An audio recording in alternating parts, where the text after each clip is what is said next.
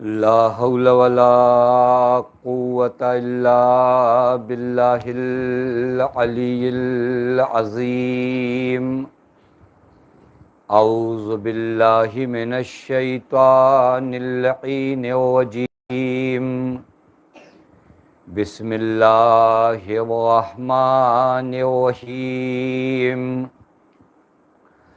الحمد لله الذي علا في توحده ودنا في تفرده وجلا في سلطانه وعظما في أركانه وقهر جميع الخلق بقدرته وبرهانه ثم الصلاة والسلام على أشرف الأنبياء والمرسلين حبیب الہ العالمین مولا و مولا الثقلین جد الحسن والحسین مولانا ابی القاسم محمد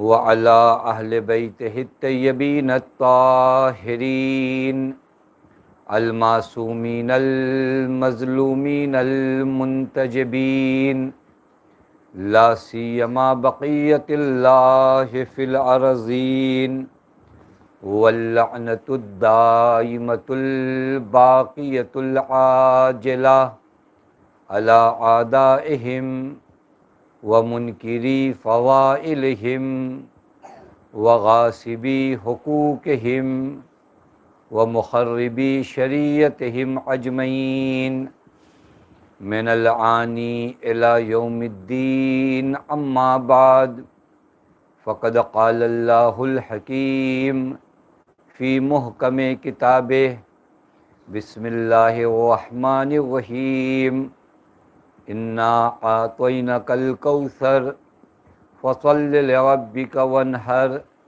انا شانیک هو الابتر صلوات پڑھے محمد وعلی محمد۔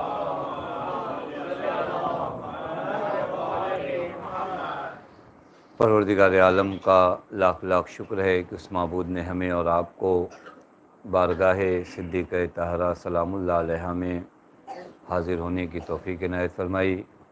میں آپ تمام مومنین اور مومنات کی خدمت میں ولادت مبارک صدیقہ طاہرہ سلام اللہ علیہا کی تبریک اور تہنیت پیش کرتا ہوں۔ اسی طرح ہم سب مل کر بارگاہ امام غمان عجل اللہ تعالیٰ فرج الشریف میں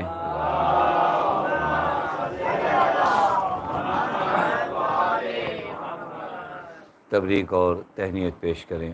عرض کیا تھا آپ کی خدمت میں اس سے پہلے بھی کئی مرتبہ کہ شب ولادت معصومین ہمارے یہاں کے تاریخ ولادت کی طرح نہیں ہوتی، کہ جیسے ہم لوگ برتھ ڈے مناتے ہیں، کسی کی ولادت ہوئی 10 سال پہلے، 15 سال پہلے، 20 سال پہلے، اب نیا کچھ نہیں رخوانے والا۔ آپ نے کیک کاٹا اس تاریخ کی یاد میں، بس اتنا ہی ہے۔ ہمارے برتھ ڈے میں ہم نے جو کیک کاٹا وہ 20 سال پہلے، 30 سال پہلے جو آپ کی ولادت ہوئی، اس کے علاوہ کچھ رونما ہونے والا نہیں ہے آج کی شب میں۔ یہ ہماری ولادتیں ہیں، لیکن معصومین علیہم الصلاۃ والسلام کی ولادت کی شب یعنی پھر وہی تجلی، پھر وہی نور، پھر وہی نور کی بارش، پھر وہی خداوند متعال کی جانب سے خاص عطا۔ لہذا یہ جشن یاد نہیں ہے فقط گزشتہ ولادت کو منانے کا، بلکہ آج میرے حصے میں ان برکتوں میں سے کیا آنے والا ہے، مجھے اپنے وجود کو آمادہ کرنا ہوگا، چونکہ ہر روز اس نور زہرا کی ایک تجلی ہے۔ آپ شب قدر کو اگر کبھی غور کریں، شب قدر سال میں جو ایک مرتبہ آتی ہے اور جب سے آ رہی ہے، ہر شب قدر ایک شب قدر کی یاد ہے یا ہر شب قدر اس سال کی شب قدر میں آپ کی تقدیر ہے، اس سال کی شب قدر میں آپ کا رزق ہے۔ ہر شب قدر میں نا تنزل الملائکۃ والروح، ملائکہ اور روح ہر شب قدر نازل ہوتے ہیں، یعنی 1444 ہجری کی شب قدر میں جو ملائکہ اور روح آپ کے لیے لے کر آئے تھے 1445 میں، اس کے علاوہ ایک چیز ہے۔ بس شب قدر جب ہر سال آئے تو ایک الگ رزق کے ساتھ آتی ہے، تو شب ولادت معصوم وہی ہے کہ ایک الگ خاص رزق کے ساتھ آتی ہے۔ بس ہمیں یہ دیکھنا ہے کہ اس رزق سے ہم کتنا فائدہ اٹھاتے ہیں۔ بی بی سلام اللہ علیہ کی ولادت بسعادت واقعاً، آپ اگر غور کریں بی بی کے مرحلے میں کہ انسان گفتگو کہاں سے کرے تو کچھ بھی نہیں سمجھ میں آتا کہ یہ ذات کون ہے۔ میں نے عزائے فاطمی میں آپ کی خدمت میں عرض کیا، آخر میں بس اتنا کہنا پڑتا ہے کہ مل فاطمہ وما ادراک مل فاطمہ، ہم کیا جانیں کہ صدیقہ طاہرہ کون ہے، اور کون سمجھ سکے کہ صدیقہ طاہرہ کون ہے، کیونکہ یہ وہ ذات ہے۔ یہ سورہ کوثر بڑا مختصر سا سورہ، ہمارے یہاں کے بچوں کو بھی یاد ہے۔ اس سورے میں تقریباً 2 چیلنج ہے، یا یوں کہا جائے 2 خبر ہے، 2 پیشن گوئیاں ہیں اسی مختصر سے سورے میں۔ ہمارے مبنا کے مطابق یعنی شیعہ عقائد کے مطابق اس سورے میں کتنی آیتیں ہوں گی؟ اگر کوئی بچہ بولے تو شیعہ مبنا کے مطابق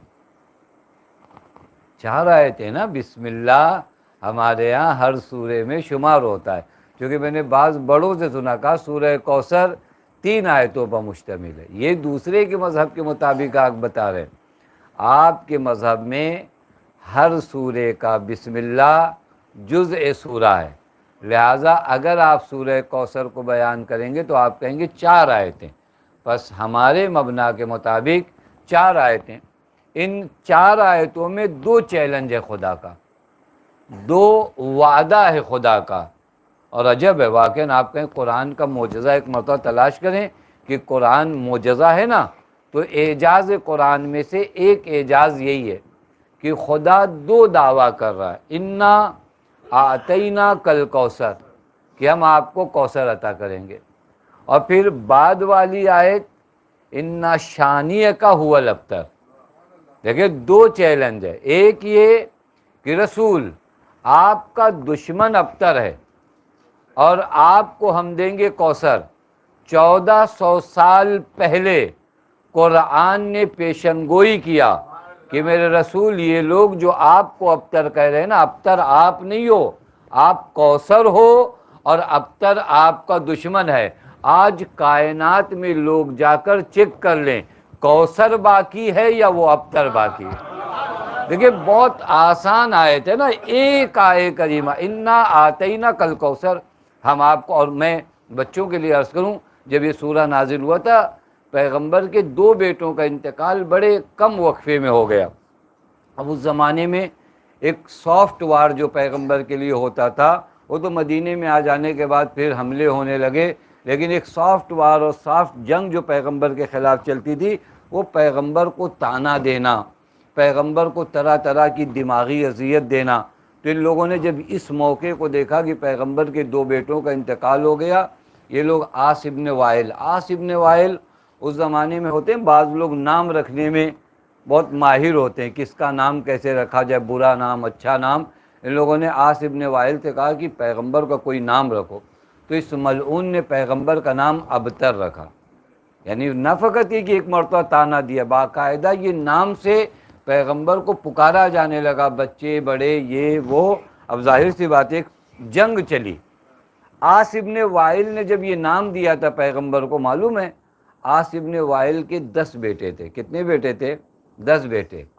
شہزادی سلام اللہ علیہ کی ابھی ولادت نہیں ہوئی، پیغمبر کے 2 بیٹے اس دنیا سے چلے گئے۔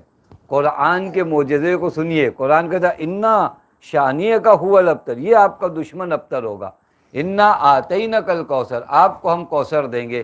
یعنی قرآن اس وقت چیلنج کر رہا تھا میرے نبی ان کی باتوں سے گھبرانا نہیں، ہم ہیں خدا، ہم چاہیں گے کہ کہ آپ کی نسل باقی رہے اور اس کی نسل منقطع ہو جائے۔ اب تاریخ اٹھا کر دیکھیے، عاص ابن وائل کے 10 بیٹوں میں سے کوئی ایک نہیں بچا، اور فاطمہ زہرا کے آج اتنے بیٹے سادات کی شکل میں موجود ہیں۔ ایک صلوات پڑھے محمد و آل محمد۔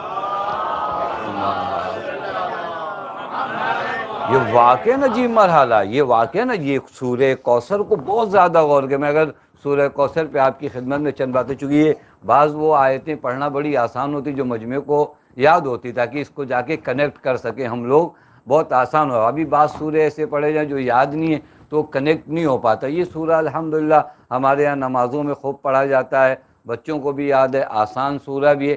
اسی سورے کو اگر آپ ایک میں نہج آپ کو بتاؤں کہ اس سورے کو ملائیے کیسے، دیکھیں اس سورے میں بالکل غدیر والی شان ہے۔ اب آپ کہیں گے سورہ کوثر میں غدیر والی شان کیا ہے؟ غدیر میں جب پیغمبر اکرم نے تمام اصحاب کو خم میں جمع کیا، اس کے بعد پیغمبر نے سب سے پہلے کیا کیا؟ اقرار لیا، الست اولا بکم من انفسکم، کیا میں تمہاری جانوں پر، تمہارے نفسوں پر تم سے زیادہ حق نہیں رکھتا ہوں؟ سب نے کہا قالوا بلا یا رسول اللہ، ہاں آپ ہماری جانوں پر، ہمارے، اور مولا کا معنی یہی ہے کہ آپ کی جان، آپ کی روح، آپ کی اولاد پر آپ سے زیادہ حق آپ کے مولا کا، اگر علی کو مولا مانتے ہو تو۔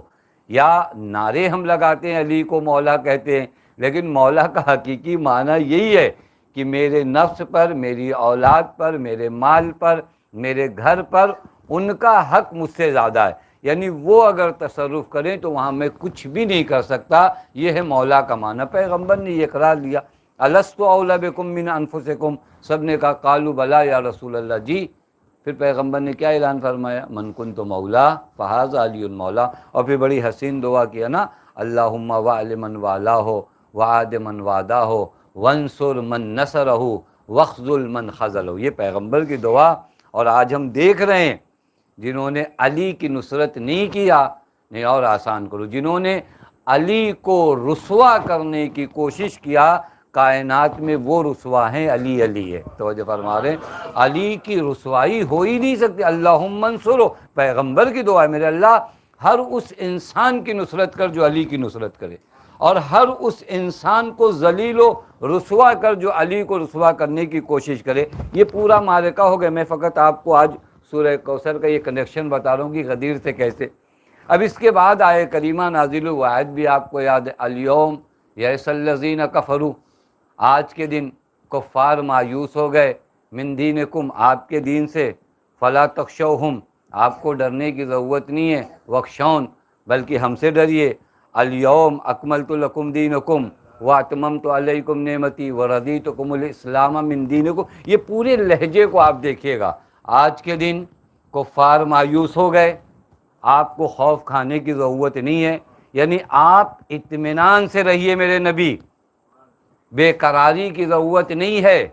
ہم نے ختم نبوت کے بعد نظام امامت کو رکھ کے آپ کی نبوت کو اور اپنے قرآن دونوں کو بچا لیا ہے۔ پتہ نہیں بات واضح نہیں ہے، یعنی ختم نبوت کے بعد نظام امامت کو رکھ کر، چونکہ آج آپ نے اعلان کر دیا، اب مطمئن ہو جائیے۔ یہ لہجہ ہے غدیر کا۔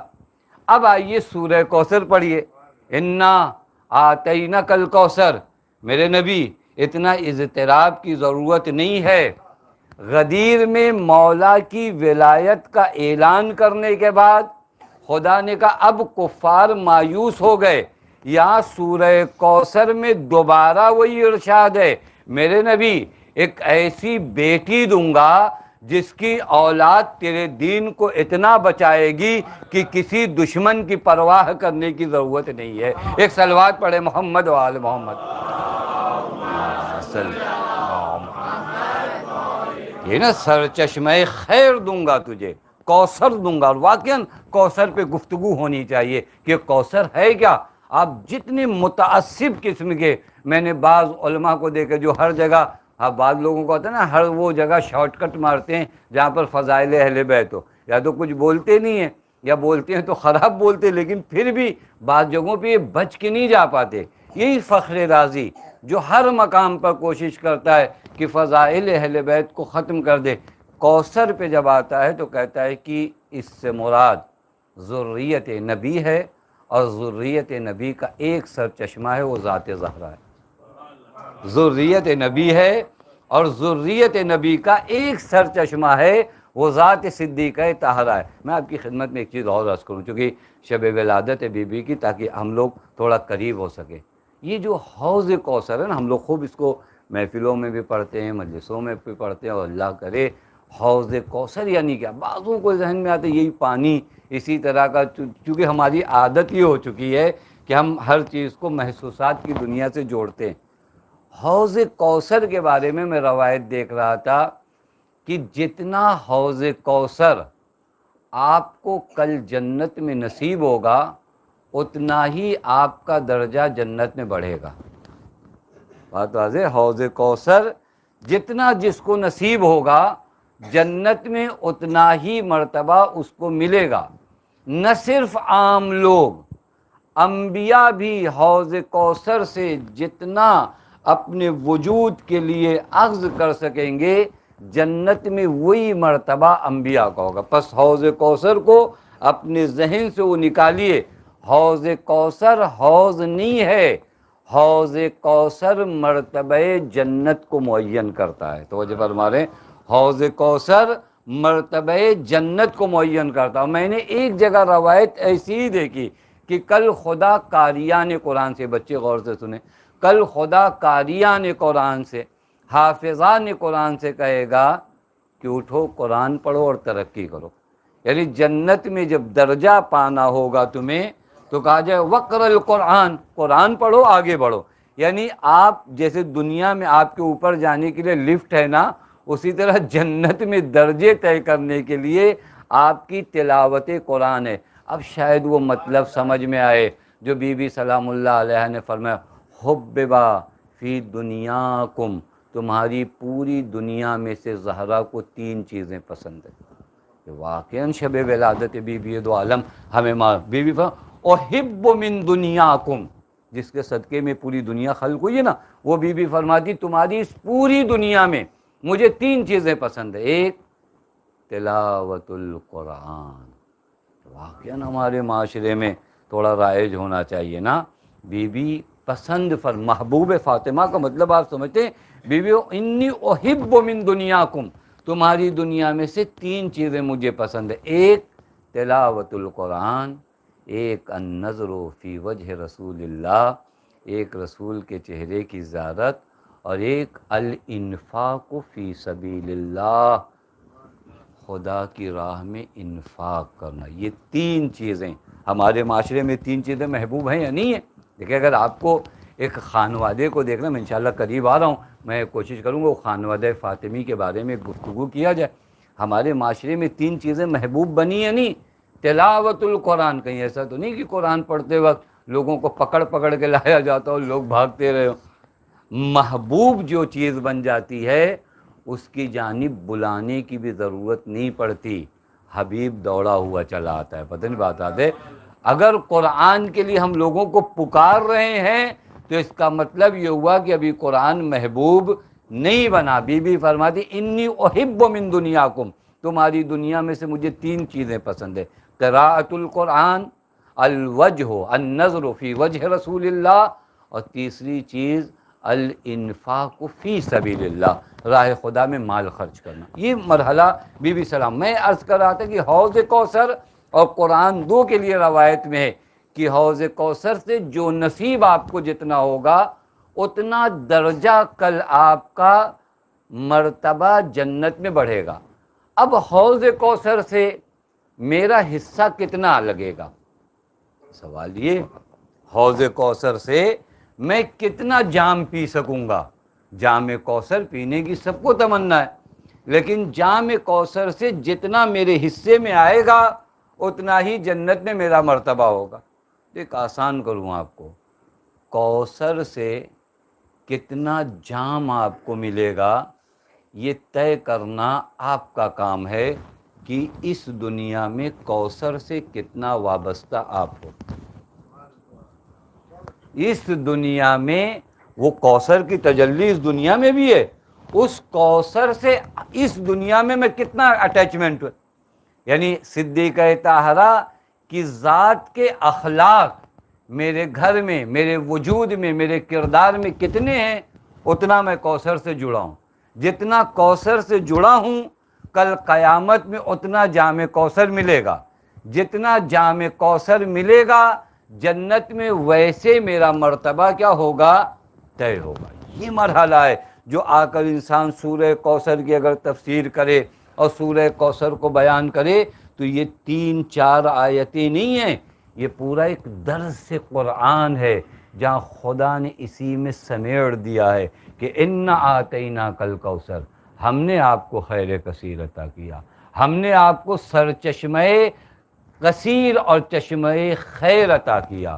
اور اب آپ کے اوپر یہ عجب آیت ہے، آپ کبھی غور کریے گا. واقعاً بی بی سلام اللہ علیہ کا مرتبہ کیا ہے. پیغمبر کو قرآن میں کئی جگہ پہ کہا گیا کہ عبادت کم کیجیے. واحد یہ جگہ ہے جہاں پیغمبر سے کہا جائے الگ سے ایک شکرانہ کیجیے. دیکھیں پیغمبر کی ذات کون سی ہے. حضرت امیر فرماتے 10 سالوں تک پیغمبر نے نماز پنجے کے بل پڑھی ہے. یعنی اس قدر بندگی خدا میں پیغمبر غرق ہوتے تھے.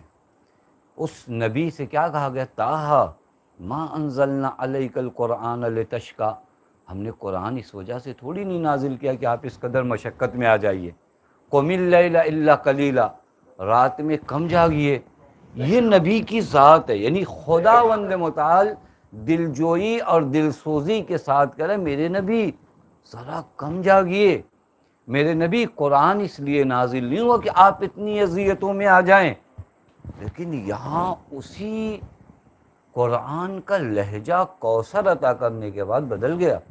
انا آتیناک الکوثر، ہم نے آپ کو کوثر عطا کیا. فصل لربک، تو اب آپ اپنے رب کی نماز ادا کریے. دیکھیے کیا مطلب ہے. یعنی میرے نبی یہ جو آپ کو عطا کیا جا رہا ہے صدیقہ طاہرہ کی شکل میں، یہ دیگر نعمتوں کی طرح نہیں ہے. یہ ایک ممتاز نعمت ہے جو آپ کو عطا کی جا رہی ہے، لہٰذا اس کا شکرانہ الگ ہونا چاہیے. جبکہ نبی کا پورا وجود شکر ہے، نبی کا ایک ایک لمحہ شکر ہے. اب آپ یہاں سے صدیقہ طاہرہ سلام اللہ علیہ کو سمجھ سکتے ہیں. نبی کے وجود کا شکر یہ، میں روایت دیکھ رہا تھا کہ نبی نے ایک مرتبہ گھوڑے پہ جا رہے تھے، نبی اترے، سجدہ کیا. لوگوں نے کہا یا رسول اللہ کیا کیا؟ کہ ایک نعمت کی جبرائیل نے خبر دی، میں نے شکر ادا کی. اب دیکھیں نبی اتنا فاصلہ بھی نہیں کرتے. ابھی ہم اگر کوئی نعمت پائیں تو کم سے کم اپنے گھر جانے کا انتظار کرتے ہیں، اور وہاں تک نعمت یاد رہی تو ٹھیک ہے، 2 رکعت اگر شکرانے کی پر. نبی نے راستے میں سجدہ شکر کیا. وہ نبی جس کا وجود شکر ہو، وہ نبی جس سے کہا جائے قم اللیل الا قلیلا، وہ نبی جس سے کہا جائے تاہا ما انزلنا علیک القرآن لتشقی، اسی نبی سے قرآن کوثر عطا کرنے کے بعد کہہ رہے فصل لربک ونحر، میرے نبی یہ جو نعمت دے رہا ہوں یہ ممتاز نعمت ہے، یہ ممتاز نعمت ہے، لہذا اس کا شکر بھی الگ. اب آپ پورا مرحلہ جو ولادت کا دیکھیں نا، واقعی میں نے نہیں دیکھا کہ معصومین، میں دوسروں کی تو بات نہیں کروں، معصومین علیہم الصلوۃ والسلام میں سے کسی کی ولادت کا یہ طرز ہو، کسی کی ولادت کا یہ طرز ہو جو صدیقہ طاہرہ کی ولادت میں طرز و طریقہ اپنایا گیا. نبی کو کہاں بلایا گیا؟ معراج پہ بلایا گیا. عجب. معلوم ہے نور صدیقہ طاہرہ اصلاب انبیاء میں بھی نہیں رہا. آپ سمجھ سکتے ہیں اس مطلب کو؟ نور صدیقہ طاہرہ اصلاب انبیاء میں بھی نہیں رہا، براہ راست یہ نور صلب نبی اکرم میں. آپ معنی سمجھیے. واقعی شاید میں ان مطالب کو نہیں سمجھا پاؤں کہ یہ نور کون سا نور ہے جہاں اصلاب ابراہیم و آدم و موسیٰ یہ تمام انبیاء اپنی جگہ، لیکن ایک صلب میں بھی اس نور کو نہیں رکھا گیا. اس نور کو عطا کرنے کے لیے نبی کو کہاں بلایا گیا؟ معراج پہ بلایا گیا. جو روایت ہے وہ عجیب ہے، عجیب ہے.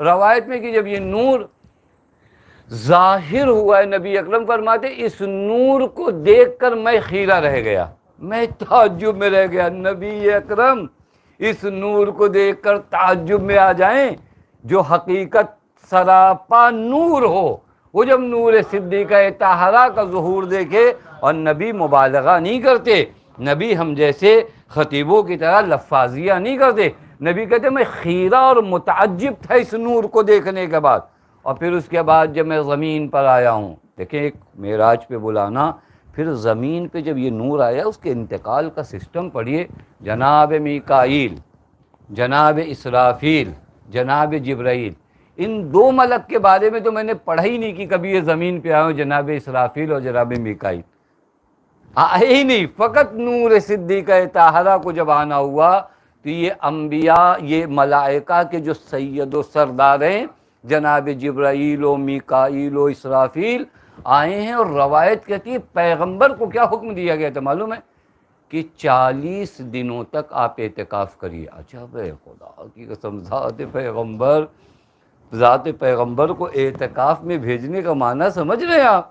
پیغمبر بالکل وجود طاہر کا نام ہے، لیکن یہ نور نہ جانے کون سا نور ہے کہ یا رسول اللہ اگر یہ نور آپ کے صلب میں آنا ہے تو 40، یہ سب 2 مرتبہ ہوا معلوم ہے۔ ایک مرتبہ جب قرآن کا نزول ہوا تو نبی سے کہا گیا الگ ہٹیے، اور ایک مرتبہ جب نور فاطمہ کا نزول ہوا، مطلب سمجھ رہے ہیں نبی جب قرآن دیں گے تو ایک اعتکاف کی ضرورت ہوگی، اور جب القرآن دیں گے تو تمہیں الگ ہونا پڑے گا 40 دنوں تک۔ اور روایت کہتے حضرت امیر راوی ہیں، حضرت امیر فرماتے ہیں جنت سے غذا آتی تھی، نبی اکرم مجھ سے کہتے تھے، نبی 40 دنوں تک روزہ رکھے معلوم ہے، یعنی اب آپ اس کے مسئلے کو سمجھ سکتے ہیں کہ معاملہ کیا ہے۔ حضرت امیر کو وقت افطار کہتے تھے یا علی جاؤ اگر کوئی ہو تو لے آؤ تاکہ میرے ساتھ افطار کرے۔ 39 دنوں تک نبی کے ساتھ لوگوں نے افطار کیا۔ 40ویں دن جو غذا آئی ہے، حکم آیا یا رسول اللہ آپ کے علاوہ کسی کا کھانا حرام ہے، آپ کے علاوہ اس غذا کا کھانا کسی پر جائز نہیں، حرام ہے۔ اب نبی نے حضرت امیر کو بٹھالا کہ یا علی بیٹھو، کوئی اندر نہ آنے پائے۔ اس طرح یہ نور منتقل ہوتا ہے کہاں پر؟ صلب نبی اکرم میں۔ حتی روایت میں وہ غذا جو بچی، وہ غذا دنیا میں چھوڑی نہیں گئی، وہ غذا دوبارہ گئی ہے، یہ مرحلہ طے ہوا۔ اس کے بعد اب جب نبی اکرم آئے اور جناب خدیجہ کبریٰ سلام اللہ علیہا، یہ نور منتقل ہوا۔ اب آپ اس پوری ولادت کو کبھی غور کریے، واقعی پھر نہیں سمجھ میں آتا کہ یہ کون سی ذات ہے۔ جناب زہرا کی ولادت کے وقت کیا ہوا؟ بچوں کو یاد ہونا چاہیے۔ جناب زہرا کی ولادت، اب اچھا بھی ہے شب ولادت، اس ماں کا بھی تذکرہ ہو نا، جو ماں صدیقہ طاہرہ کے نور کو اپنے وجود میں لیے ہوئے۔ جناب خدیجہ کے بارے میں اگر کوئی مجھ سے پوچھے کہ جناب خدیجہ کی عظمت بتاؤ تو میں یہی بتاؤں گا کہ تمام ائمہ کا نور جس ظرف میں اسے فاطمہ کہتے ہیں، اور فاطمہ کا نور جس ظرف میں اسے خدیجہ کہتے ہیں، توجہ فرما رہے ہیں، یعنی اگر خدیجہ سلام اللہم صلی علی محمد، عظمت حضرت خدیجہ سلام اللہ علیہ کے لیے یہی بہت ہے کہ جو الائمہ ہیں ان کی ماں کا نام خدیجہ کبریٰ سلام اللہ۔ اب اس وقت کیا ہوا معلوم ہے؟ ایک عورت پر سب سے سخت وقت یہی ہوتا ہے، سب سے سخت وقت یہ ہوتا ہے، اور اس وقت اگر معاشرہ اور سماج چھوڑ دے، جناب خدیجہ نے واقعاً بہت قربانیاں دیں۔ جناب خدیجہ نے راہ خدا میں نے ایک جگہ پہ عرض کیا تھا، کبھی کریے یہ کام کہ آپ سے کوئی ناراض ہو خدا کے لیے اور آپ سے کوئی خوش ہو خدا کے لیے، یہ خالص عبادت ہے، یہ نماز سے بڑھ کے عبادت ہے معلوم ہے؟ نماز اور روزے سے بڑھ کے عبادت کیا ہے کہ تم سے کوئی ناراض ہو خدا کی وجہ سے اور تم سے کوئی خوش ہو خدا کی وجہ سے۔ جناب خدیجہ چاہتی نا تو یہ پورا معاشرہ جناب خدیجہ کے در پہ غلامی کرتا، اور کر رہا تھا نا، لیکن جناب خدیجہ جب راہ حق پر آئی ہیں تو پرواہ نہیں کیا۔ کبھی کبھی ہم پرواہ کرتے ہیں، اگر حق بولیں گے تو یہ ناراض ہو جائیں گے، وہ ناراض ہو جائیں، مجمع چلا جائیں۔ ایک جملہ یہاں پر پتہ نہیں پچھلے سال میں نے کہا تھا نہیں کہا تھا، لیکن اس سال تو کہوں آپ کی خدمت میں کہ بلوایا نہیں آئیں، یہ نہ آنا ان کوئی بے توفیقی ہے۔ جناب خدیجہ کی عظمت نہیں آئی نہیں سکتی ہے، کیونکہ جو نور کی ولادت آنے والی ہے اس میں ان عام عورتوں کی ضرورت نہیں ہے۔ توجہ فرما رہے ہیں، ان عام عورتوں کی ضرورت نہیں کہ یہ آ سکیں، یعنی ایسا نہیں ہے کہ نہیں آئیں، نہیں ان کو آنا ہی نہیں تھا۔ ارے کیسے یہ مکے کی معمولی عورتیں آ جاتی جس کا نور جب سیب کی شکل میں آئے تو 3 ملائکہ لے کر آئیں، تو جب اس نور کی ولادت ہونی ہو تو عام طریقے سے تو نہیں ہوگا۔ اب اللہ کیا کرتا ہے، جناب خدیجہ نے کیا کیا، جناب خدیجہ نے سب سے ناتا توڑا۔ اب ہوتا کہ یہاں درس ہے، بہت اہم درس ہے شب ولادت بیوی کے لیجئے، سب جناب خدیجہ سے ناراض ہیں، خدا نے تنہا چھوڑ دیا جناب خدیجہ کو۔ امام باقر کی حدیث یاد کریے، یا عبد الحمید اترى من حبس نفسه علی اللہ لا یجعل اللہ له مخرجا۔ اے عبد الحمید، کیا کبھی تم نے دیکھا کہ کسی نے اپنے آپ کو خدا کے لیے وقف کر دیا ہو اور خدا نے اس مشکل سے اس کو نہ نکالا ہو؟ یہ ہوتا ہی نہیں، یہ قانون میں نہیں ہے، خدا کی قسم یہ قانون میں نہیں ہے۔ بس یہ کہ تھوڑا سا ہماری بندگی کے پہل لڑکھڑا جاتے ہیں کہ بہت دن ہو گیا ایسا، لیکن مولا فرماتے ہیں یہ قانون میں ہے ہی نہیں، لا یجعل اللہ له مخرجا ہے ہی نہیں، خدا نکالے گا۔ تھوڑا سے صبر کرنے کی ضرورت ہے۔ کیا کیا خدا نے؟ مکے کی عورتیں نہیں ہیں، اللہ نے کس کو بھیجا؟ اللہ نے جناب آسیہ کو بھیجا، اللہ نے جناب مریم کو بھیجا، اللہ نے جناب سارہ کو بھیجا، اللہ نے جناب کلثوم کو بھیجا، جناب موسیٰ کی بہن۔ 4 بہشتی خاتون آ رہی ہیں۔ کون نہیں آیا؟ مکے کی عورتیں نہیں آئیں، نہیں آ سکتی تھیں، توفیق نہیں ہے۔ اللہ کیا کر رہا ہے؟ انتظام کیا کر رہا ہے؟ سارہ جائیں گی، مریم جائیں گی، یہ ہستیاں ہیں۔ خدیجہ، جملہ کو آپ کی خدمت میں اس کو بھی یاد رکھے گا، جناب خدیجہ نے راہ خدا میں مال کثیر دیا تو اللہ نے بدلے میں خدیجہ کو کوثر دیا۔ اگر بات آ جائے، خدا تو پلٹ کے حساب کرتا ہے نا۔ آپ بندے ہو کر اگر مال کثیر دے سکتے ہو تو خدا ہے۔ جناب موسیٰ کی والدہ سے خدا نے ایک جملہ کہا تو وہ آپ ذہن میں رکھیے، کیا کہا کہ جب بھی ڈر لگے فلکا ہو، ان کو جو ہے آپ دریا کے حوالے کر دیجئے گا، ان رادوہ الیک، اور گھبرائیے گا نہیں، ہم انہیں لوٹائیں گے آپ کے پاس۔ دیکھیں آپ جو راہ خدا میں دیتے ہو خدا لوٹاتا ہے، لیکن وہ خدا نہیں جو ویسے ہی لوٹا دے۔ پتہ نہیں بات آ دے، وہ خدا ہی نہیں جو ویسے لوٹا دے۔ کہا تم نے بچہ دریا میں ڈالا ہماری راہ میں، لیکن جب ہم لوٹائیں گے تو موسیٰ نبی بنا کر لوٹائیں گے۔ توجہ ہے، ان رادو ہو اور جالو ہو اور مرسلین بنا کر لوٹائے۔ پس راہ خدا میں آپ کم دو، خدا جب لوٹاتا ہے تو بہت عجیب۔ جناب خدیجہ نے کیا دیا؟ مال کثیر دیا۔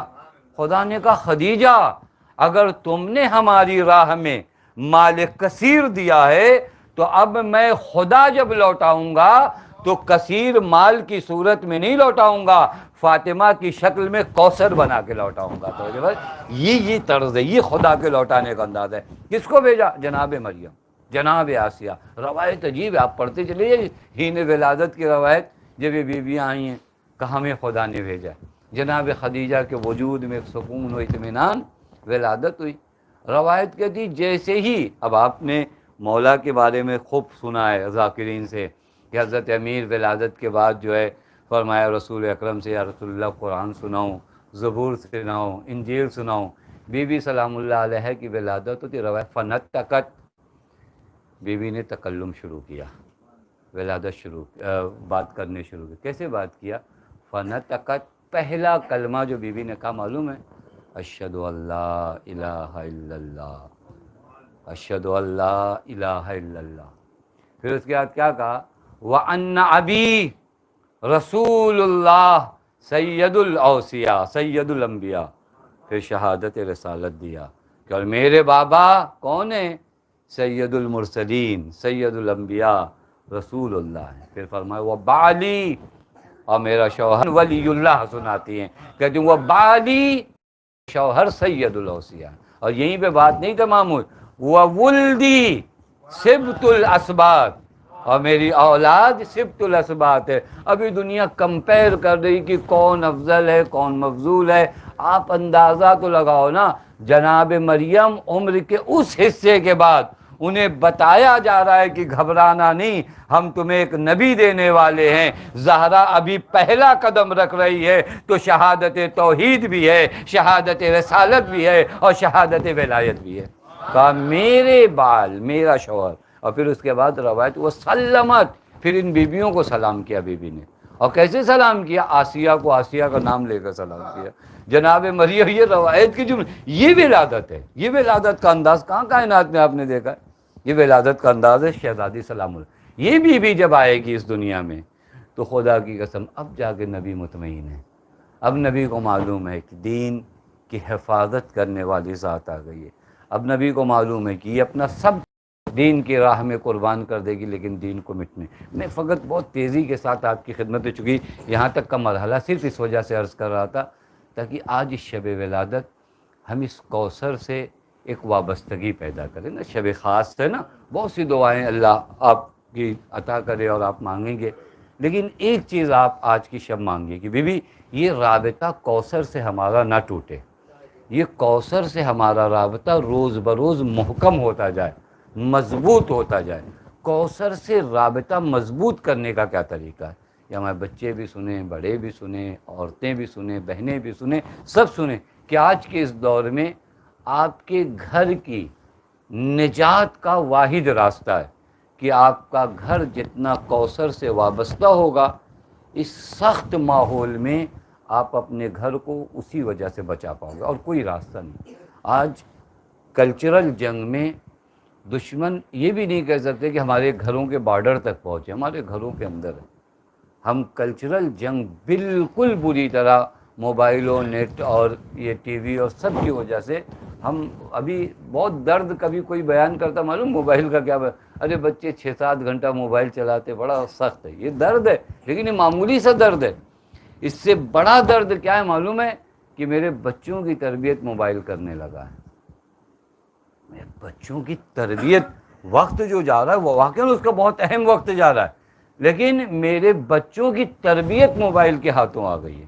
یعنی موبائل میرے گھر میں آ کر میرے بچوں کی تربیت کر رہا ہے، اور اگر میرے گھر کی تربیت میرے موبائل کے ہاتھوں لگ گئی تو پھر کوثر سے میرا رابطہ باقی نہیں رہ پائے گا، اور اگر کوثر سے میرا رابطہ برقرار نہیں رہا تو میری نجات کا کوئی راستہ نہیں رہے گا۔ میں کیا کروں؟ میں فقط آپ کو تیزی سے 2-3 چیزیں بتاؤں کہ اس رابطے کو، چونکہ آپ سب جانتے ہیں، میں بھی جانتا ہوں، میں بھی اس معاشرے میں رہتا ہوں۔ آج آپ گھروں کے حالات دیکھیے، گھروں میں کتنی سختیاں ہیں، کن عنوان سے سختی ہے؟ گھر میں پیسے، ایسا نہیں ہے کہ بہت کمی پیسے کی، حالانکہ سب سے زیادہ شکوہ پیسے کی کمی کا ہے، لیکن پیسہ الحمدللہ ہوتا ہے۔ سب سے زیادہ جو گھروں میں کمی ہے وہ گھروں میں رشتوں میں مضبوطی نہیں ہے، گھروں میں اخلاص نہیں ہے، گھروں میں اطمینان نہیں ہے، گھروں میں بے چینیاں گھروں میں مضطرب ہے۔ میں کروڑوں میں رہ کر مضطرب ہوں، بے چین ہوں، میرے گھر میں اطمینان نہیں۔ اب صدیقہ طاہرہ کے گھر کی کچھ خصوصیت کو میں، ایک ہوم ورک بھی ہو جائے گا، ہم لوگ اگر کل ولادت کا دن اس پہ کام کریں، سورہ دہر جس کو ہم سورہ انسان کہتے ہیں، یہ پورا سورہ اگر دیکھیں نا تو بی بی کے گھر کی شان میں نازل ہوا۔ اس سورے سے 5 خصوصیت میں کوشش کر رہا تھا، حالانکہ جہاں تک وقت رہا میں آپ کی خدمت میں، اس سورے سے جناب زہرا کے گھر کی 5 وہ خصوصیت جو میرے گھر میں ہونی چاہیے، جہاں سے میرے گھر کی نجات کا راستہ ہے۔ اس گھر کی خصوصیات کیا ہیں؟ حالے صدیقہ طاہرہ کا گھر کوئی معمولی تھے، فی بیوت اذن اللہ ان ترفع ویذکر فیہ اسمہ، اس گھر کے بارے میں قرآن کہتا ہے بعض گھر بہت بلند ہیں، اللہ تعالیٰ چاہتا ہے ان گھروں کی بلندی کو، اور ان پہ ہمیشہ یاد خدا میں یہ گھر رہتا ہے۔ اس گھر کی خصوصیت کیا ہے تاکہ میں اپنے گھر میں دیکھوں نا وہ چیزیں میرے گھر میں ہیں نہیں۔ میں آپ کو بتاؤں صدیقہ طاہرہ کی گھر کی خصوصیت، سورہ دہر، اس کو اگر کام کرنا چاہیں تو آپ، بہت بڑا سورہ نہیں ہے، آپ وہاں سے ان آیات کو نکال سکتے ہیں اور چیک کر سکتے ہیں کہ ہمارے گھر میں یہ چیزیں ہیں یا نہیں۔ سب سے پہلی خصوصیت اس گھر کی وفا ہے، یوفون بالنذر، جو نذر ان لوگوں نے کیا اس نذر کو کیا کیا؟ وفا کیا۔ یعنی ہر گھر کی ایک خصوصیت کیا ہونا چاہیے؟ گھر میں رشتے وفا پہ ہو، بے وفائیاں نہ ہو۔ ہر رشتے میں وفا ضروری ہے، باپ کا بیٹے سے رشتہ، بیٹے کا باپ سے رشتہ، شوہر کا زوجہ سے رشتہ، زوجہ کا شوہر سے رشتہ، ہر رشتے میں یہ وفا، یوفون بالنذر، یہ گھر کون سا گھر ہے جو اپنی نظر کو وفا کرتے. ہم سب نے اللہ تعالیٰ سے بہت سے وعدے کیے، ہمارے گھروں میں وفا نہیں دکھائی دیتی. میں آپ کے گھر کی بات نہیں، ہمارے گھروں میں نہیں، ہم جیسے لوگ جو گنہگار ہیں ان کے گھروں میں وفا نہیں ہے. وفا اگر گھر میں نہ ہو، آپ گھر کو جتنا ڈیکوریٹ کرنا چاہیں کر لیجئے، اس گھر میں رشتے باقی نہیں رہنے والے. جو کچھ کرنا ہو آپ کو، جتنی اچھی ٹائلز آپ کو لگانا ہو، جتنے اچھے جھومر آپ کو لگانا، اگر گھروں میں وفا کی دولت ختم ہو جائے. یوفون بالنذر، کتنا وفا ہے. میں فقط تیزی سے پڑھ رہا ہوں، حالانکہ اس میں سے ایک جگہ بھی اگر کہیں رکوں تو اچھی خاصی وہاں پہ گفتگو کرنے کی ضرورت ہے. میں صدیقہ طاہرہ وقت آخر آتی ہیں حضرت امیر کے پاس، سخت وقت میں شب ولادت مصائب نہیں پڑھوں گا، لیکن اس وقت آ کر کہتی ہیں یبن عم. یہ خود یہ بھی ایک درس ہے. دیکھیے صدیقہ طاہرہ مولا کو مخاطب کیسے کرتی ہے نا، یبن عم یا ابا الحسن. یہ دیکھیں آنا جملے، روحی لروحک الفدا، میرے مولا میری روح تجھ پر فدا ہو جائے. وہ نفسی لنفسک الوقا، علی میری جان آپ کی جان کی سپر بن جائے. یہ انداز گفتگو ہے. روحی لروحک الفدا، علی میری روح آپ پر فدا ہو جائے، میری جان آپ پر فدا ہو جائے. نفسی لنفسک الوقا، میری جان آپ کی جان کی سپر بن جائے. یہ انداز گفتگو ہے. ہم کبھی کبھار سوچتے ہیں کہ کیسے باتیں کریں. وہ کبھی کبھار گھر میں ہم شوہر بیوی سے احترام سے باتیں نہیں کرتا، بیوی شوہر سے احترام سے باتیں نہیں کرتی، اور دونوں کی ڈیمانڈ یہ ہوتی ہے کہ بچے احترام سے باتیں کریں. یہ کہاں سے ہوتا ہے دنیا میں؟ یہ کون سا معجزہ آپ کے گھر میں ہونے والا؟ نہ میں اپنی بیوی سے احترام سے بات کروں گا، نہ میری بیوی مجھ سے احترام سے بات کرے گا، اور ہمارے بچے جو ہے محترم ہو جائے. یہ تو ہوتا ہی نہیں نا. یہ بچے آپ کی تقریروں سے نہیں سیکھتے ہیں، یہ جو آپ 1.5 گھنٹہ لیکچر دیتے ہو نا، اس سے نہیں سیکھتے. یہ بچے آپ کے عمل سے سیکھتے ہیں. آپ جھوٹ نہ بولو، جھوٹ نہ بولو کو 1 گھنٹہ رٹیے، لیکن آپ اگر آسان تربیت کرنا چاہتے ہیں تو آپ زندگی میں خود جھوٹ نہ بولیے. آپ زندگی میں آپ بیٹا نماز بہت امپورٹنٹ ہے، نماز بہت ضروری ہے، نماز نہیں پڑھو گے تو یہ ہو جائے گا. اس بیٹے نے دیکھا کہ عین اذان کے وقت ابا موبائل چلا رہے ہیں، سمجھ میں آ گیا اس کو کہ نماز کتنی امپورٹنٹ ہے. وہ آپ نے جو 2 گھنٹہ تقریر کیا تھا نماز کے بارے میں، وہ سب ختم. کیونکہ اس کو معلوم پڑ گیا نا نماز اتنی اہمیت کی حامل ہوتی تو نماز کے وقت آپ کے ہاتھ میں موبائل کیا کر رہا تھا، نماز کے وقت آپ سڑک پہ کیا کر رہے تھے. توجہ فرما رہے ہیں. یہ بہت اہم ہے کس انداز میں باتیں کر رہی. روحی لروحک الفدا و نفسی لنفسک الوقا، میری جان آپ پر قربان ہو جائے، میری روح آپ پر قربان ہو جائے. اس طرح بی بی مولا کو خطاب کر رہی ہیں. اور وفا، وہ جو پہلی خصوصیت آتی کہتے یا ابن عم، یہ میرے چچا زاد، جب سے میں آئی ہوں کبھی میں نے آپ سے جھوٹ نہیں بولا، کبھی میں نے آپ کی مخالفت نہیں کی، کبھی آپ کے حق میں خیانت نہیں کی. یہ دیکھیے یہ وفا، یہ وفا. یہ میں آپ کی خدمت میں عرض کروں تاکہ کبھی ہم اپنے گھر میں ان رشتوں کو مضبوط کریں. آج معلوم ہے ایک حملہ ہے، ایک حملہ گھروں پہ کہ گھروں کے رشتے محفوظ نہ ہو پائے. پہلا حملہ کیا کیا تھا ان لوگوں نے کہ شادی نہ کیا جائے. معلوم ہے ایک پورا ایک ماحول ایسا بنا دیا گیا ہے، کہاں تمہارے پاس پیسہ اور کیسے کرو گے اور کیا کرو گے. لامحالہ شادی کا جو عمر ہے وہ بڑھتی چلی گئی، کبھی ایجوکیشن کے بہانے، کبھی اور ہزاروں بہانے، اور معاشرہ جو ہے غیر پاک دامن ہوتا چلا گیا. اس کا ایک الگ پرابلم ہوا. پھر اس کے بعد خدا کے وعدوں پہ ہم کو بھروسہ نہیں رہا. خدا نے کہا وَانكِحُوا الْأَيَامَ مِنكُمْ وَالصَّالِحِينَ مِنْ عِبَادِكُمْ وَإِمَائِكُمْ إِن يَكُونُوا فُقَرَاءَ يُغْنِهُمُ اللَّهُ مِنْ فَضْلِهِ، کہ اگر تم فقیر ہو گئے تو اللہ اپنے، ہم کو بینک کے اوپر بھروسہ ہے، بینک نے کہا ہے کہ 2 سال بعد لون دیں گے تو ہم شادی کریں گے، لیکن خدا کہہ رہا ہے یکون فقراء یغنیہم اللہ من فضلہ. اس آیت پہ ہمارا بھروسہ بالکل نہیں رہا. ایک مرحلہ وہ خراب ہوا. خوب وہ خراب ہونے کے بعد جب ہمارا گھر جڑنا چاہیے تھا جہاں سے، وہاں سے ہمارے گھروں کو توڑنا شروع کیا. کیونکہ بہت سی چیزیں آئیں، لوگوں کو بتایا گیا، عورتوں کو سمجھایا گیا کہ تمہاری امپورٹنٹ یہ نہیں ہے کہ تم گھر میں بیٹھو یہ کرو وہ کرو. نہیں، آپ غور کریے کہاں سے ان رشتوں کو توڑا جا رہا ہے.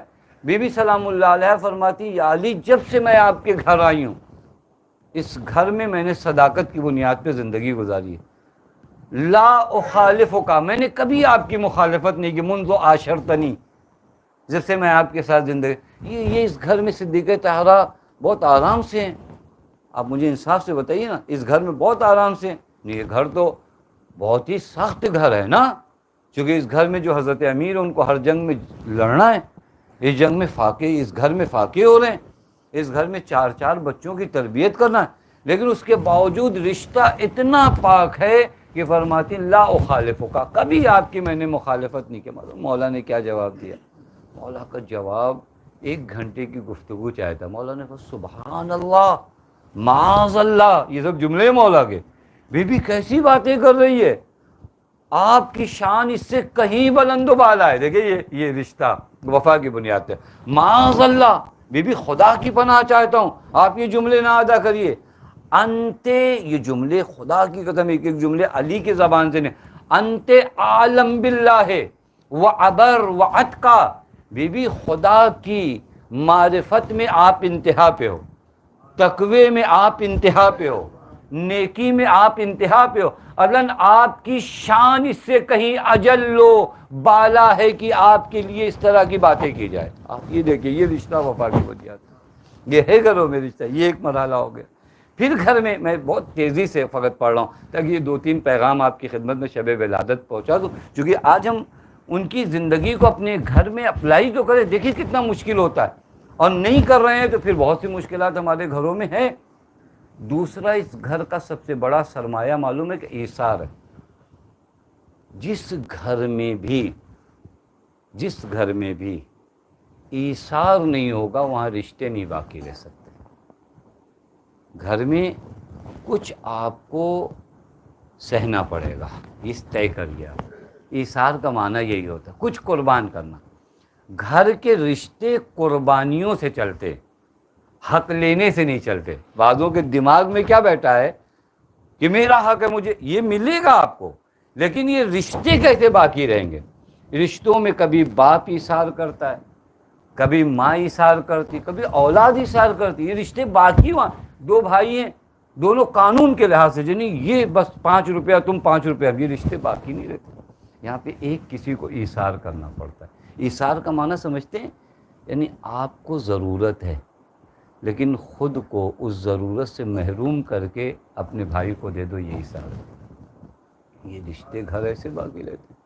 صدیقہ طاہرہ نے جب روٹیاں دی تھیں، ان روٹیوں کی ضرورت نہیں تھی، انفاق نہیں ہے، یہ ایثار ہے۔ یطعمون الطعام علی حبہ، یہ روٹیوں کی ضرورت ہے، صبح سے میرے بیٹے بھوکے ہیں، روزے سے ہیں، اب ان روٹیوں کی ضرورت میرے گھر میں ہے یا نہیں ہے؟ کہ نہیں، میں بتا رہی ہوں طرز کھانا، یطعمون الطعام، یہ ایثار ہے، یہ ایثار۔ اور یہ بچے بھی یاد رکھیں، یہ مائیں بہت ایثار کرتی ہیں۔ آج ہمارے یہاں ایک دن بنایا جاتا ہے، آج کے دن کو روز مادر بھی کہا جاتا ہے، مدر ڈے اسلام۔ حالانکہ مدر ڈے وغیرہ اسلامی کوئی کنسیپٹ نہیں، ہر دن مدر ڈے ہے، سمجھو۔ یہ تو ایک دن اتنی، یہ معلوم ہے؟ اچھا یہ بھی آپ سن ہی لیجیے، یہ جو دن معین کرتے ہیں فادر ڈے، مدر ڈے، کیوں کرتے ہیں معلوم؟ یہ پڑھے لکھے معاشرے کی جہالت کی وجہ سے، کیونکہ جب سال میں ہر روز آپ ماں کا خیال نہیں کرو گے تو کم سے کم ایک دن تو بتایا جائے گا کہ آج ماں کا یاد رکھو۔ پتہ ہی بات ہے، ہم بہت خوش ہیں کہ ہم بڑے ماڈرن ہو گئے ہیں کہ مدر ڈے، یہ مدر ڈے اور فادر ڈے اس لیے بنایا گیا کہ تم عام دنوں میں فادر ڈے نہیں مناتے، جبکہ فادر ڈے اور مدر ڈے روز تھا، ہر روز تھا۔ تو خوب ایک دن اس آدمی کو، یہ غلط نہیں ہو رہا ہے، یہ صحیح ہو رہا ہے، یہ علاج کیا جا رہا ہے ایک معاشرے کا، لیکن یہ معاشرہ چونکہ اتنا پست ہو گیا ہے تو اس کو یاد دلانا پڑ رہا ہے کہ بھائی ایک دن تو ماں کا خیال رکھو۔ آپ روایت سنیے، روایت بی بی سلام اللہ علیہ کی، بی بی فرماتی اپنے پیروں کو پابند بنا لو ماں کے قدموں کا، چونکہ الجنت تحت اقدام الامہات، چونکہ جنت تمہاری ماں کے قدموں کے نیچے ہے۔ یہ کوئی لفاظی نہیں ہے، یعنی طرز اپنی زندگی کو اپنی ماں کے، چونکہ اس ماں نے بہت کچھ ایثار کیا ہے نا۔ اگر آپ کبھی دیکھیں گھروں میں جو رشتے باقی رہتے ہیں، کس کی وجہ سے باقی رہتے ہیں؟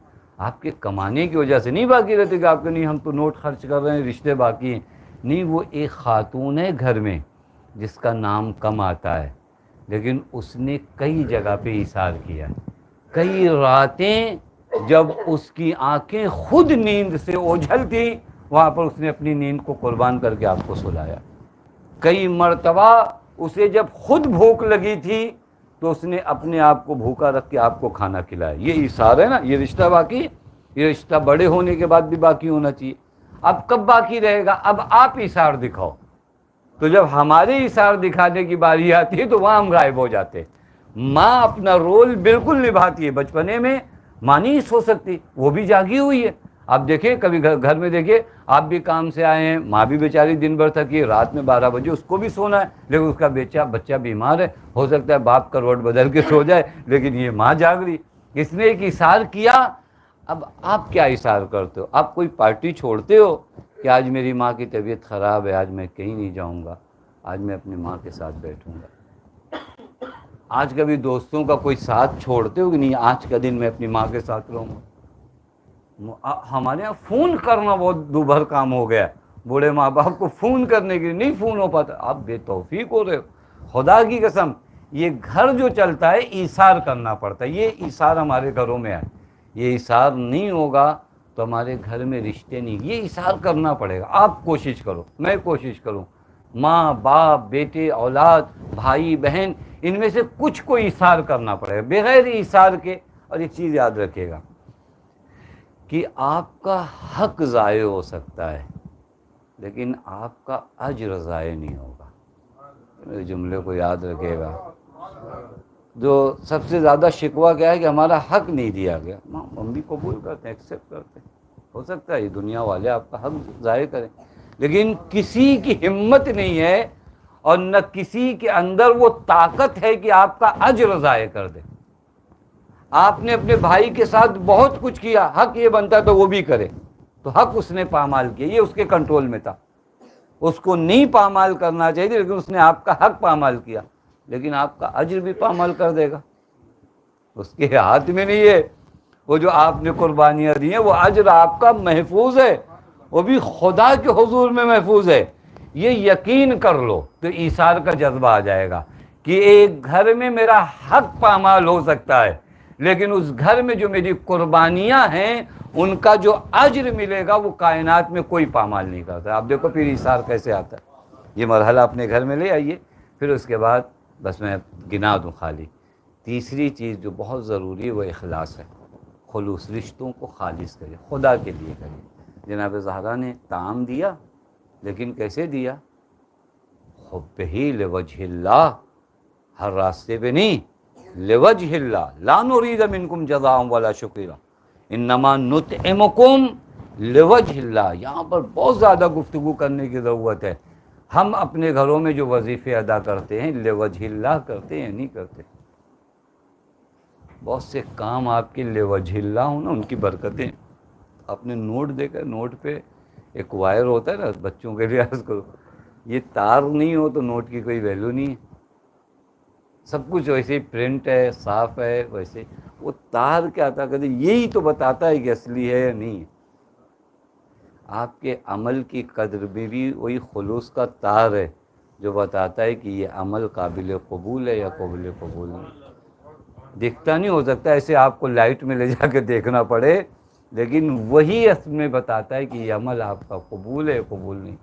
یہ ہمارے گھر کے رشتے جو ہیں نا یہ اخلاص کے بنیاد پہ یہ ہو گیا۔ ایک چوتھی چیز جو گھروں میں ضروری ہے، اس گھر کے اندر خوف خدا ہو۔ یہ پورا میں آپ کی خدمت میں تو اگر کل کسی کے پاس حوصلہ رہے تو جائے سورہ انسان قرآن کی فہرست میں ملے گا، اس کو سورہ دہر بھی کہتے ہیں، یہ پورا وہاں سے نکالے۔ اس گھر کی چوتھی خصوصیت کیا ہے؟ اس گھر میں خوف خدا ہے۔ خوف خدا کا مطلب خدا سے ڈرنا کیا؟ ہم کسی جانور سے تھوڑی نہیں، یعنی خدا کو دیکھے۔ اپنے بعض لوگ مسجد میں آ کے خدا کو دیکھتے ہیں، تب جا کے تھوڑا احتیاط سے پیر کہاں رکھنا ہے، پیر کہاں نہیں رکھنا ہے، کیونکہ ان کو لگتا ہے مسجد میں خدا ہے نا۔ خدا تو آپ کے گھر میں بھی ہے۔ خدا کو گھر میں محسوس کریے۔ اور میں واقعاً آپ کی خدمت میں اگر کسی گھر میں خوف خدا ہو نا تو آپ کے گھر ایک لڑکی ہو سکتا ہے شادی کر کے آئی ہو، اس کے گھر والے کمزور ہوں لیکن اس کا خدا کمزور نہیں ہے، تو جو فرما رہے ہو سکتا ہے اس کے گھر والے آپ کا جواب نہ دے پائے، یہ اگر آپ کے وجود میں، آپ کے گھر میں خوف خدا ہے، اس بچے کا حق پامال نہیں ہوگا، کیونکہ اس کے گھر والے ہو سکتا ہے آپ کا کچھ نہ بگاڑ سکیں، لیکن جس خدا نے اس کو خلق کیا ہے وہ خدا اس کا موجود ہے، وہ خدا ہے۔ یہ خوف خدا اگر ہو تو پھر آپ دیکھیے حقوق پامال ہوتے ہیں۔ یہ خوف خدا خاتون کو مرد کی نسبت، یہ خوف خدا مرد کو خاتون کی نسبت، آپ دیکھیے گھر کیسے ہوتا ہے۔ آخری چیز، گھر میں ذکر قیامت، یاد قیامت، ہر کسی کو معلوم ہو کہ مجھے حساب دینا ہے، مجھے قیامت، یہ لگے۔ گھر کبھی کبھار غفلتوں کے اندھیروں میں رہتا ہے، پھر کوئی میت ہو جاتی تو پتہ چلتا اچھا ہمارے گھر سے بھی کوئی مرنے والا تھا، یہ دن نہیں آئے، یہ گھر لگے۔ یہ گھر جب بنتا ہے تو اس کو کہتے ہیں فاطمی گھر، اور جو گھر فاطمی گھر ہوتا ہے اسی گھر سے نوکر امام زمان بنتے ہیں۔ آپ فیصلہ کرو کہ اپنے بیٹوں کو نوکر زمانہ بنانا ہے یا نوکر امام زمانہ بنانا ہے۔ نوکر تو بنیں گے، نوکر زمانہ بنانا ہے تو بن جائیں گے، نوکر امام زمانہ بنانا ہے، نوکر بننا ہے نا، نوکر امام زمان بنانا ہے یا نوکر زمان بنانا ہے۔ اگر اپنے بچوں کو نوکر امام زمان بنانا ہے تو پہلے خود نوکر امام زمان بننا پڑے گا، کہ ہم نوکر امام زمان بنیں اور اس گھر کی تربیت ایسے کریں تاکہ اس گھر سے نکلے ہوئے بچے وہی بچے ہوں جو اپنے وقت کے امام کے پیچھے جا چکے۔ صدیقہ طاہرہ کا پوری زندگی جو گزاری ہے کیا ہے کہ اپنے آپ کو فدا کر دو امام زمان پر، یہ آخری پیغام تھا کہ صدیقہ طاہرہ نے کیا کیا، اپنے پورے وجود کو اپنے امام وقت پر کیا کیا، فدا کیا۔ آئیے آج اس کی شب میں یہ دعا مانگے کہ میرے اللہ ہمارے وجود کو بھی فدائے امام زمان قرار دے دے۔ میرے اللہ تجھے تیرے حق کا واسطہ، آل محمد کے حق کا واسطہ ہمارے رشتوں کو محکم و مثبت فرما۔ بار الہ تجھے تیرے حق کا واسطہ، آل محمد کے حق کا واسطہ، معبود ہم میں جو مقروض ہیں ان کے قرض غیب سے ادا فرما، جو بیمار انہیں شفائے کامل و عاجل عنایت فرما، جو پریشان ان کی پریشانیوں کو دور فرما۔ معبود تجھے تیرے حق کا واسطہ، آل محمد کے حق کا واسطہ، جو بے اولاد ہیں انہیں اولاد صالح عنایت فرما۔ بار الہ تجھے تیرے حق کا واسطہ، آل محمد کے حق کا واسطہ، تمام پریشان مومنین کی پریشانیوں کو دور فرما۔ بار الہ جن کی شادیاں نہیں ہو رہی ہیں ان کے لیے اسباب ازدواج فراہم فرما۔ بار الہ تجھے تیرے حق کا واسطہ، آل محمد کے حق کا واسطہ، معبود ہم سب کو حج و زیارات سے مشرف فرما، جنت البقیع کی تعمیر کے اسباب فراہم فرما۔ بار الہ تجھے تیرے حق کا واسطہ، آل محمد کے حق کا واسطہ، معبود تجھے بی بی زہرا سلام اللہ علیہ کا واسطہ، وارث عدل و انصاف امام زمان کے ظہور میں تعجیل فرما، ہمیں ان کے اعوان و انصار میں شمار فرما۔ ربنا تقبل